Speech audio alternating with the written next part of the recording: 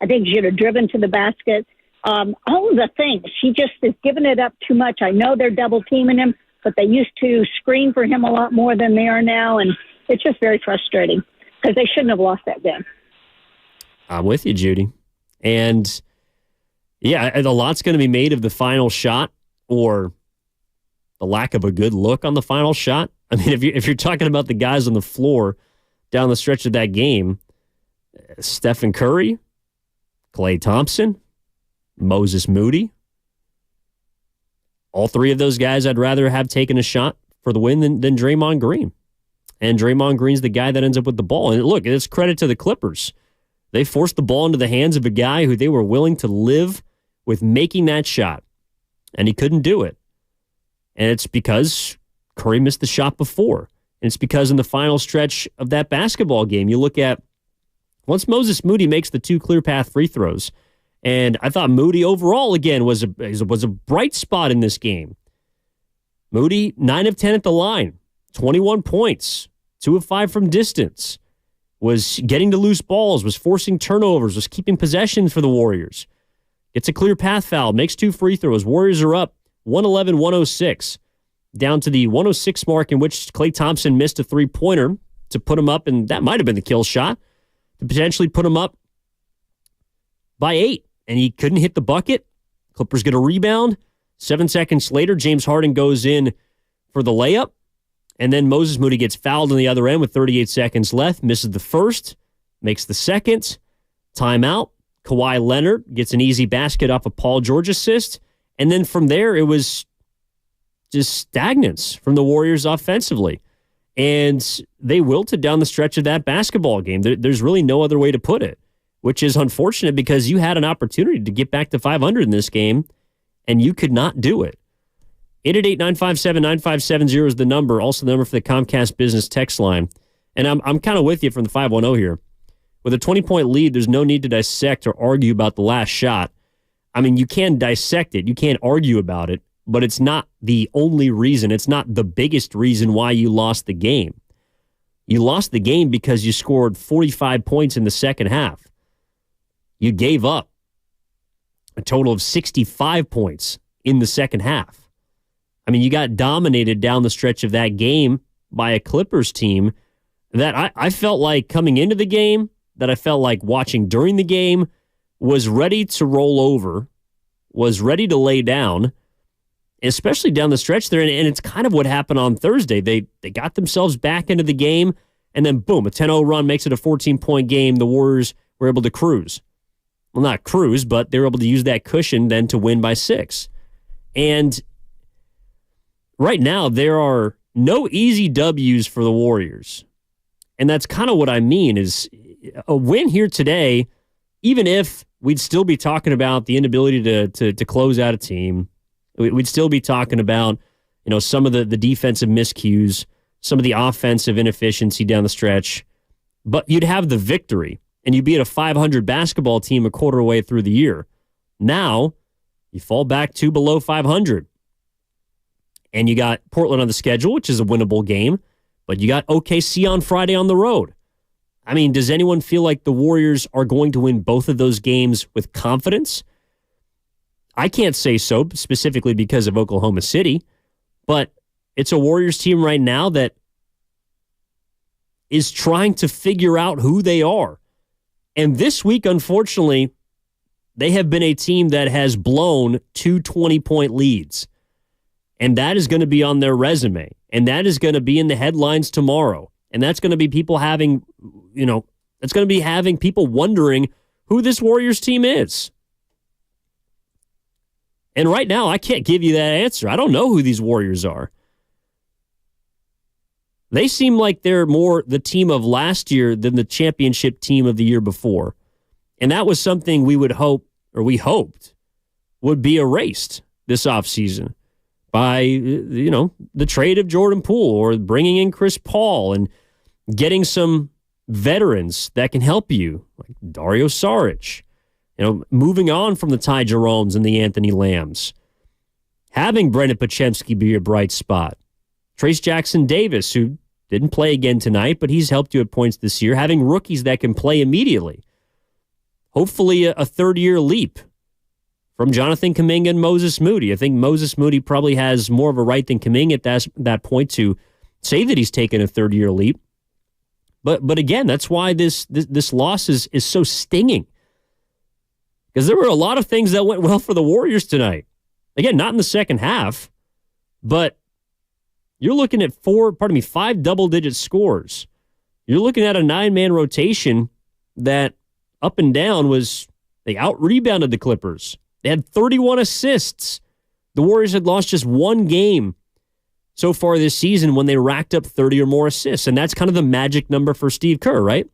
30 assists. And a theme entering this game that I was curious about was whether or not Chris Paul's absence would allow the ball to move more, if the offense would be allowed to move more freely, if the passing would be crisper, if they were able to play with pace, if they were able to get in transition. And we saw all of that for a little less than 3/4 of this game. And then it was the Clippers that looked like they played with pace. It was the Clippers that pushed the ball and put the pressure on Golden State. So I want to step aside and come back. One more break, and then we'll take you up until 5 o'clock here on Warriors Wrap Up. Evan Giddings with you here on 95.7 The Game. 888-957-9570 is the number.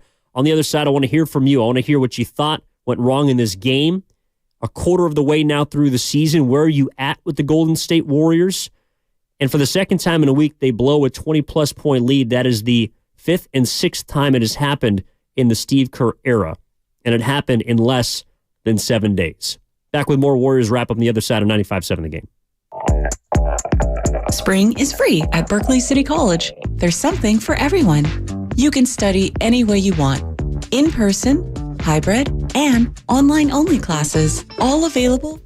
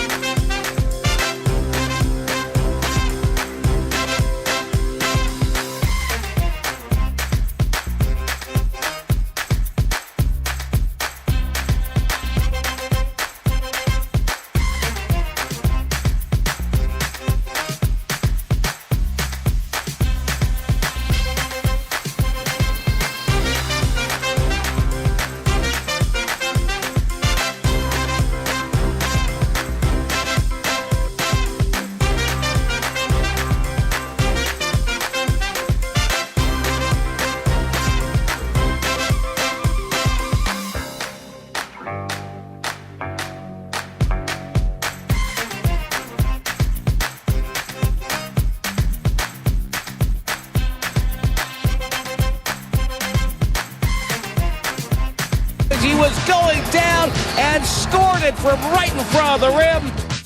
Now back to Warriors Wrap-Up on 95.7 The Game.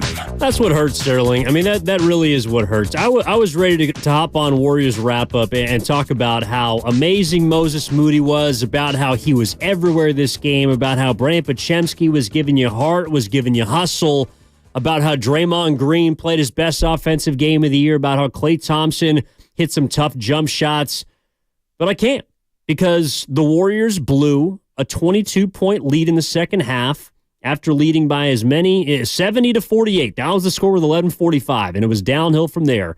And the Warriors, after losing 113-112 on Paul George's step-back three-pointer with 9 seconds left, the first and final time that the Clippers led in this game here today, they are now 2 games below 500, are the Golden State Warriors, at just about the quarter mark of the season. 20 games in, they're 9-11.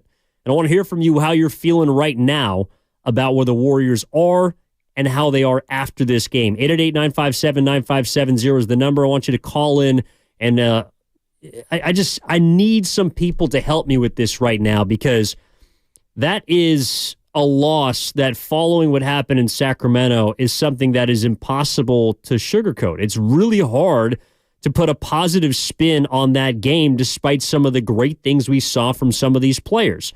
But one person that, of course, might be able to help us is the head coach, who, at least from what I was gathering on social media, actually had somewhat more of a positive spin on this game. Let's hear from Steve Kerr. I was really pleased with the way we played. They got a talented team, and they picked up the pressure, kept us off the three-point line in the second half, and I liked the response to that. To me, it felt like we deserved to win tonight. We took care of the ball. We kept them off the foul line. We showed poise when they made their runs. So this one hurts way more than the Sacramento game.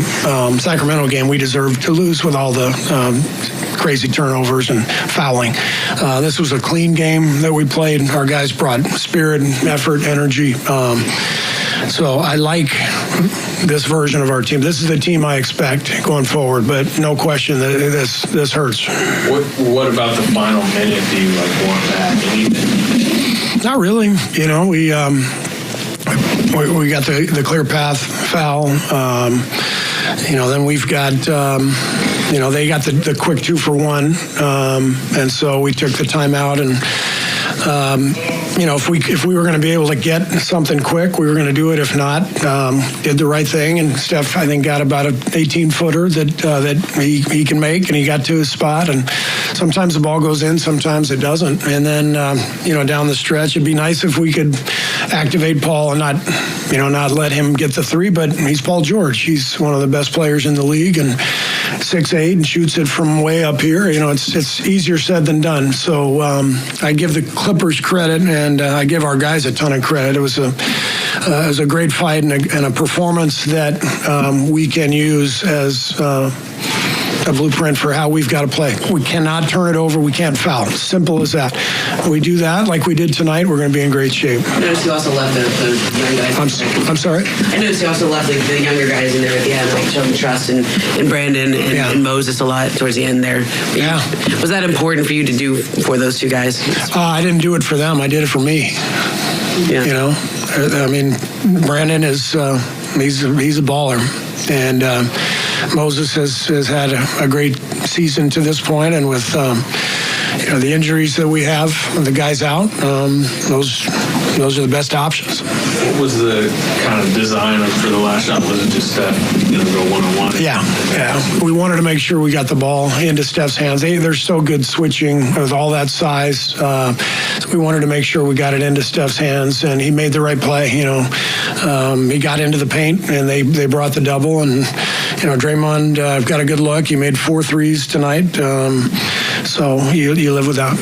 It's the second game in last week that you've blown 20-plus-ish leads. Is there anything in this? I know you said it's different than Sac, but is there anything different in this one that you can diagnose for us to why the offense sort of? Tonight was more about them than us. The Sacramento game felt more about us. This was more the Clippers. Obviously, They got an incredibly talented team and a great coach, and they made the adjustment to come out in that kind of pseudo zone they were playing in the third quarter, which helped, I think, keep us off the three-point line. And you know they're going to make a run. 48-minute game in the NBA. I mean, on a team's home floor, talented group, they're going to make a run, and they made their run, and we kept holding them off, and I think we led for 47 minutes and 52 seconds, if I'm not mistaken. It, like I said, felt like we deserved this one, but it's the way it goes. But I'm really hopeful that our team feels what has to happen for us to be good, and tonight was a good example of that. So take care of it and don't foul. That's as simple as that. I think it was actually 47 minutes and 51 seconds. Paul George hit that three with 9 seconds left. That's all the time that it took for the LA Clippers. They had one lead, and they held it. 113-112 is the final. You just heard from the head coach of the Warriors, Steve Kerr there, who is feeling, I think, like a lot of us felt, which is, how did they lose that game? How did the Golden State Warriors fall in a game in which they played well? And that is a little bit more damning than the Sacramento game, because there's some again, you heard him. There's explanations for how you lose in Sacramento, which is 2 careless turnovers down the stretch of that game, giving the Kings 20 free throws in the third quarter, fouling beyond all measure. Here tonight, it was, in a sense, about the Clippers, and I wonder how that makes you feel. 888-957-9570 is the number. Feel free to call in. It's the Comcast Business Text line. Appreciate everyone looking at and checking us out on YouTube. But does it make you feel better hearing your head coach saying it was more about the other team in a 22-point collapse than it was about us? If you have what you believe is championship players, if you have what you believe is a title core, then does it make you feel better hearing that the head coach of your team is essentially saying we got beat when we were up 20? It's kind of an interesting tone, and although I agree with it, I don't think it necessarily makes me feel great about where the Warriors are at. The fact that they were not able to maintain and be a better team over the course of the final, about 33 minutes and 45 seconds, because that was the point at which they led 70-48, 15 seconds into this second half. I thought that was really interesting to hear from Steve Kerr in a game in which he said it. I didn't play the young guys for them. I played them for me. I played Brandon Podziemski and Moses Moody and finished that game with those 2 young guys for me. Now, I think it was also kind of a necessity. Obviously, you're Dan Andrew Wiggins, and I think Brandon Podziemski once again earned the right to close that game. But in a game in which apparently there was such a fine line, you look at a missed free throw from Moses Moody. You look at, Brandon Podziemski making one, rookie mistake down the stretch. Those things matter, but I can't place the blame at their feet. I'm more likely to look at a guy like Stephen Curry, who's been there before, who in the second half, I think, hit 1 or 2 shots. I mean, offensively, he could not get it going in the second half against a Clippers team that is long, that is lengthy, that is also veteran-laden, and that woke the hell up. I mean, the LA Clippers did take control of this game down the stretch, but I thought it was really interesting to hear Steve Kerr say, essentially, this was all because of them. It wasn't because of us. We blew that game to Sacramento. We didn't blow this game against the Clippers. So if the Clippers took a game that the Warriors should have had, that they led by 22 points, and you still had Curry, Draymond, Klay. I thought Klay had some good spurts. He was able to provide in other areas. 6 rebounds, one of them offensive. Moses Moody grabbed 3 offensive boards tonight. Draymond Green had arguably his best game of the season. I thought he was a bully in the first half and taking advantage of a Clippers team that to me looked pretty lazy. 21 points, 9 rebounds. He hit 4 3-pointers, And I saw a stat earlier, I think, on NBC Sports Bay Area that the Warriors had only lost, I think, 2 games in which Draymond Green had made 4 or more three-pointers. This is number 3. I understand moving Dario Saric into the starting lineup to try and navigate some too big situations in which it was Looney and Draymond again struggled tonight against a Clippers team that was able to spread them out. And then if you have 2 non-shooters on the floor, you can kind of dismiss one. Jonathan Kuminga tonight, I know he was a +5. He might have had the dunk of the season. Just threw it down on Daniel Tice on what was a beautiful back cut. And that was also kind of a theme for the Warriors here today. They were able to get a lot of back cuts. They were able to take advantage of a couple of Clippers defense that I thought was lackadaisical at times. But then defensively, the Clippers were able to lock in. And offensively, they were able to impose their will on the Warriors. And that's where, as much as I loved what I saw from the young players in this game, and I thought there were great contributions specifically from Moody, Podziemski, and even 16 minutes from Kuminga tonight. The Warriors' big 3, the Warriors' stars in this game, could not close. They could not get it done in the fourth quarter when they needed them to. I mean, you just look up and down. And the final basket that the Warriors scored, I mean, you got to go all the way back to 5:22, the final field goal that a Draymond Green, Klay Thompson, or Steph Curry combination made. And that was 102-97. Draymond Green made a driving layup on a Curry assist. And that was the final basket. I know Curry had a couple of free throws. But it came down to the stars. And the stars of the Clippers in the final 5 minutes of this basketball game were better than the stars of the Warriors. And the Warriors aren't at a point in their season now, 9-11, in which moral victories, to me, quite frankly, matter a whole lot. If and when they were 6-2 and they lost on the road to Denver and they lost by 3, I mean, I didn't think that loss was necessarily encouraging because you still lost the game. But I don't know if they had Draymond Green for that game. It was on the road against the defending champs. Like, that's a loss you could kind of turn and spin into a moral victory. There's no moral victory here. You lost by 1 point. The Clippers led for 10 seconds in this basketball game, and the Warriors were up by 20 or more. This one absolutely hurts.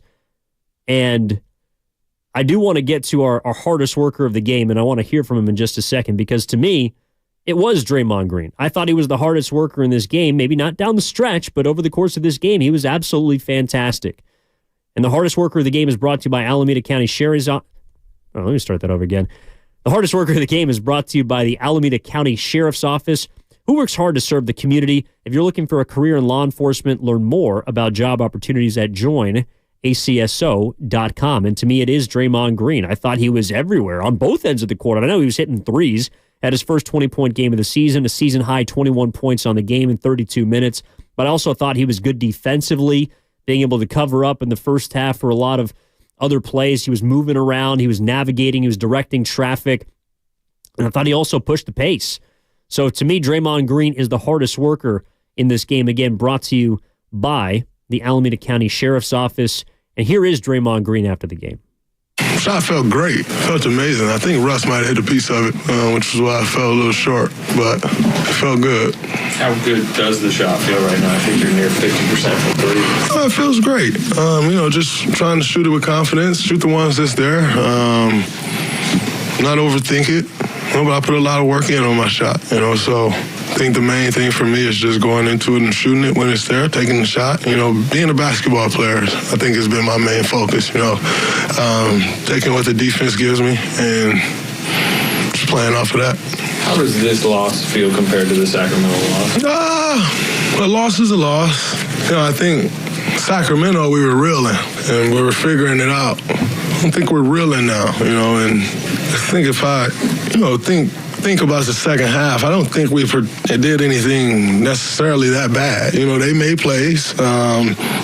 James got going a bit, Kawhi got going a bit, PG got going a bit, and they made plays, so I think if we want to nitpick at something, we could have did a better job defending without fouling in the third quarter. We did a great job in the first half defending without fouling, which allowed our offense to go, which allowed us to play freely. In the third quarter, we stopped the game a little bit. And not only are you putting them at the foul line and getting easy baskets, but they got 3 Titans, and you're allowing them to rest. And, you allow those guys to rest and get their legs, and so different beasts you have to deal with then. And so I think we did a bit of that in the second half, which was able to get them going, but, not going to sit here and, I think we're headed in the right direction.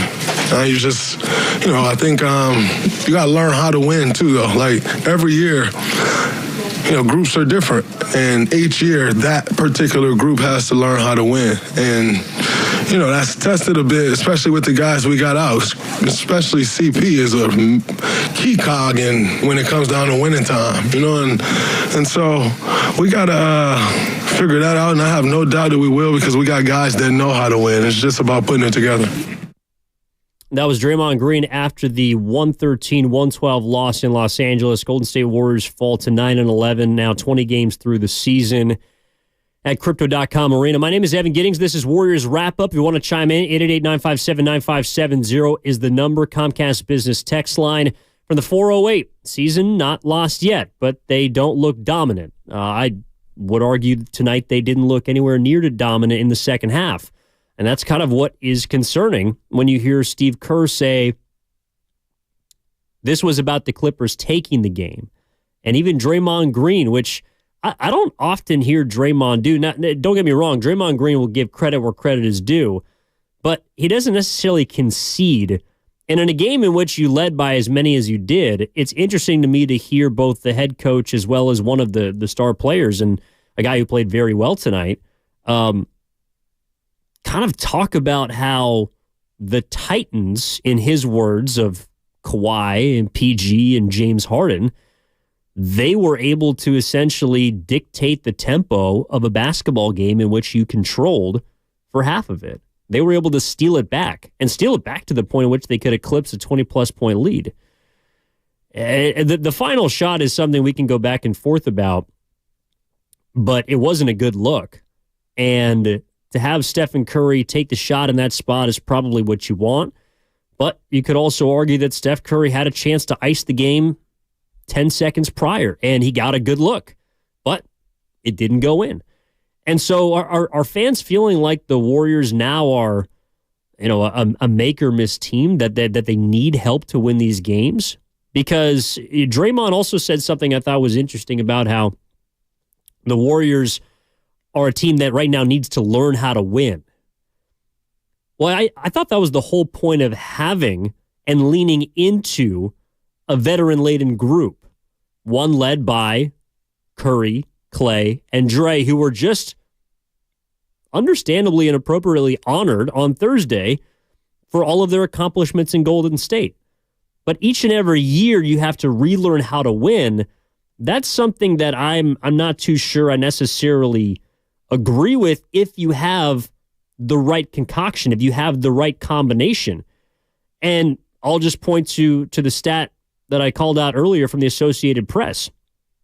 The Warriors under Steve Kerr before this week were 288-4 in regular season and playoff games in which they led by 20 or more points. So this is a group that has learned how to win, that knows how to win. But this season, for whatever reason, you could talk about if it's age, if it's the rest of the league catching up, if it's because they ran out of gas, they have not learned how to win this year yet. Or I shouldn't say learn how to win, but they have not shown us that they've learned how to close. And that is a major concern that I have at this point now, a quarter of the way through the season. Now, by the time we're midway through the year, and then they're able to figure out how to close games, and they're able to figure out, in Draymond's words, how to win, I'll be feeling much better. But it's hard for me to feel that way or even look that way right now after the diametrically opposed performances from Tuesday to Thursday, now to Saturday. This is a team that has been up, that has been down, and right now, unfortunately, the valleys feel a little bit lower than the peaks. Let's go out to Petaluma, where Jim wants to talk about Klay Thompson. What's up, Jim? You're on Warriors Wrap-Up with Evan Giddings. How are you? Hey there, Evan. I'm doing well.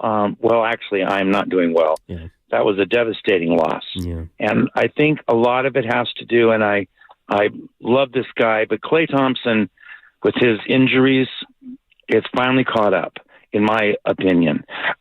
His lateral motion off the ball is terrible. His lateral motion defending is not good. And even though he can still put up a three now and then, and he's a contributor, and he's a real gamer, I just think he's finally lost that edge. And I saw tonight when he was up against Kawhi Leonard, and he just could not stay with the man. And then with Paul George on the last shot, the same thing. It's just a thought. I don't know if I'm right. That's an opinion just from observation. Appreciate it, Jim. That's Jim out of Petaluma. I mean, look, I think there's concerns to go around a lot here tonight. But by the way, involving Klay Thompson is our extending the three-point line highlight of the game. Kuminga comes up, screens for Klay. Looney screens for Klay. Klay takes a three off the dribble. It's good. Klay Thompson from downtown. His fourth three of the night, and the Clippers call timeout. Klay Thompson, much like Curry in the first half, has put the Warriors on his back. And that's one of the reasons why I thought Klay Thompson was not the lone man at fault tonight, is because I think offensively he did do what he could to kind of dig the Warriors out of a swirling spiral in which the Clippers repeatedly dug their way back into this game and then, of course, eventually won. By the way, extending the three-point line is brought to you by West Coast Men's Health, successfully treating men for ED and chronic pain. Visit westcoastmenshealth.com. Evan Giddings with you on Warriors Wrap-Up, 888-957-9570. Some final thoughts as we wind this thing down towards 5 o'clock after the Warriors lose to the Los Angeles Clippers in L.A., 113-112. The Warriors are now 9-11. They are a 500 road team. The Clippers, meanwhile, are also moving towards 500. They are 9-10 and now 6-3 at home. And the Warriors are looking for a closer. And you would hope that Stephen Curry could be that guy on a night like tonight. Unfortunately, he wasn't. Now, he was on Thursday, but in the second half, I mean, we're talking about Klay Thompson matched up on Kawhi Leonard. I thought, and look, Kawhi Leonard's going to give buckets at different points in the game to a lot of different people. And in fact, Klay Thompson, on Thursday, he stripped Kawhi. And earlier tonight, or today, I should say, I thought he had some good possessions against Kawhi, but of course, it didn't matter down the stretch of that game. I just thought the Warriors defensively in the final minute, they took their foot off the gas pedal. I mean, there were two easy baskets, one of which was scored by Leonard at the rim, the other by James Harden, in which the defense just kind of opened up. And I did not think that defensively the Warriors, like when your offense is sputtering and you're struggling to create quality offensive possessions, it doesn't help if you're taking the ball out of the basket. And that's something else that Draymond mentioned in his postgame, the fact that the free throws, and they gave the Clippers 8 of them in the third quarter, they slowed the game down. And that's the kind of game that the Clippers want to play. They want to play in the half court because that's where their players are better. They don't want to play in transition. The Warriors wanted to play with pace tonight. And when they did, they were moving up and down the court. They were having fun. They were getting down on the hardwood. They were hitting threes. They were blocking shots. They were moving the ball up the court. They, in the first half, played with pace. And they played a Golden State Warriors brand of basketball that is conducive to success. In the second half, there was not enough of that, not nearly enough of that. And whether it's because the Clippers dictated it or the Warriors were unable to maintain it, there are concerns right now about this team that they're going to have to solve, that they're going to have to fix. And especially on a night in which the majority of the roster, I thought, played pretty well. So there's no easy way around this. The Warriors right now, I don't believe, are in free fall, but they're certainly not looking like this ship is going to be righted in the immediate. They have a lot of work to do, as they did after the Sacramento game. And then they won on Thursday. And that's why one of my thoughts in Warriors Live was, in order to kind of legitimize that win, I did feel like they were underdogs tonight, or today. They were not favored to win this game, but they had every opportunity to do so, and they couldn't. And that's why the win on Thursday, I do have to look at with a little bit of a side eye now, because they weren't able to repeat it. They weren't able to do what they did at the beginning of this year, which was stack victories. And from 5-1, then to 6-2, then they lost 6 in a row. And now it feels like a win, a loss, a win, a loss. And these wins are not necessarily defining victories. They're not putting away opponents, and they're letting, when they are up in games, opponents back into the game, even in some of these wins. Against the Clippers on Thursday, they led by 18. The Clippers cut it to 4 in the second half. Not to say that, that counts as a loss, but again, when you're kind of seesawing between victory and defeat, these kind of games can happen. And I think the Warriors are in a position now to where they have to pick up W's, and they have to find a way to get back above 500, and this would have been a great opportunity to take a step in that direction. So they'll be back at it on Wednesday against the Portland Trail Blazers, and that, of course, is courtesy of the fact that they're not playing in the in-season tournament. So a chance to take down a Portland Trail Blazers team that, as they stand right now, are near the bottom of the West. They are a team that's also reeling a bit, so hopefully a get-right opportunity game for the Warriors, who right now are 9-11, and they are just outside 11th place. The Portland Trail Blazers are in 12th place in the Western Conference, though they are 6-12. So a couple of games separate the Warriors and the Blazers, who come to town to take on the Warriors at Chase Center. That's going to be a 7 o'clock tip. Warriors live Wednesday evening at 6 o'clock. Tim Roy's got you at 6:30, and of course has you every single Warriors game on 95.7 The Game. So we're looking forward to that. That'll do it for this version of Warriors wrap-up after the Warriors, again, fall to the Clippers. They blow a 22-point lead, and they are now 2 games below 500. A big thank you to Sterling Bennett, who is working just tirelessly behind the glass here today. Big thank you earlier to Dan Devone, hosted Warriors This Week with, along with Warriors Live. And my name is Evan Giddings, saying so long from the 95.7 The Game studios, where one more time the Warriors fall to the LA Clippers. Final score 113-112. You got to find a way to get this thing back on track. Hopefully they can get it done on Wednesday. In the meantime, we hope you enjoy the rest of your weekend. We'll talk to you in a couple days. Take it easy. O'Reilly. Cleaning your fuel system can help your engine run better and improve gas mileage. Visit O'Reilly Auto Parts and pick up a bottle of Chevron Techron Fuel System Cleaner on sale now. Buy one, get one free. Plus, get